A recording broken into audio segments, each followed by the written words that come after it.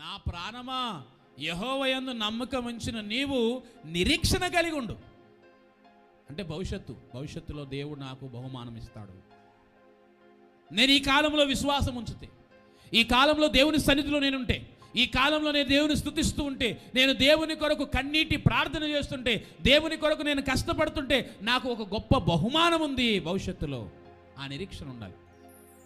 అంటే గతము, ప్రస్తుతము, భవిష్యత్తు ఈ 3 కాలాల ప్రత్యక్షతలు మనం పొందిన వారమై దేవుని కొరకు బ్రతికే వారముగా ఉండాలి.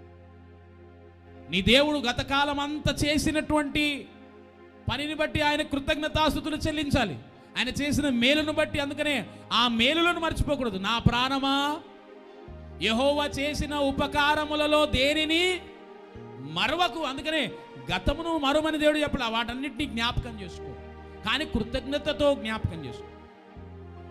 అలాగే రెండోది ప్రస్తుత కాలములో నీవు మరి ఏం చేయాలి?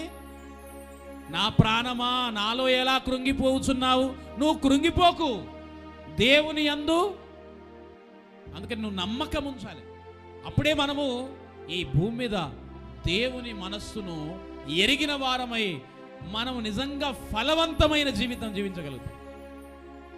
కానీ అపవాది మిమ్మల్ని ఏం చేస్తున్నారు? కొందరిని గతంలో నివసించేలా చేస్తుంది, కొందరిని ప్రస్తుతం ఆనందించేలా చేస్తుంది, కొందరినేమో ఫ్యూచర్లోనే ఉండండి, మీరు అసలు ఈరోజు ఏం చేయొద్దంటు. మనం జాగ్రత్త పడుతున్నాం మన అనుదినము. అందుకనే ఈ 3 కాలాలలో దేవునికి ప్రత్యక్షత, ఆయన ప్రత్యక్షత పొందిన వారమై బ్రతుకుతూ ఉండాలి.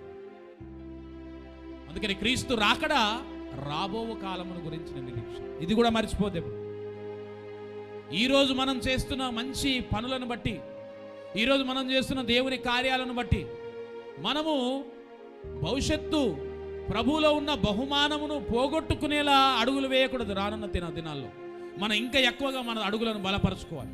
ఎందుకంటే మన కొరకు స్థలము దేవుడు సిద్ధపరుస్తున్నాడు. కాబట్టి దేవుని వారలారా, మనము మాత్రం 2వ రాకడ కొరకు సిద్ధపాటు కలిగిన సంఘముగా ఉంటాం. మనము 2వ రాకడను, అందుకనే ఆ స్థలములో మనం ఉండునట్లుగా యోగ్యత సంపాదించిన కుటుంబాలుగానే మనం అనుదినము దేవుని కొరకు సిద్ధపడతాం. దేవుడు అందుకని మనల్ని జీవము కలిగిన దేవుని సంఘములో ఆయన చేర్చినటువంటి ఉద్దేశం ఏంటంటే మనం మెలకుగా ఉండాలి, మెలకుగా అనుదినం ఉండాలి.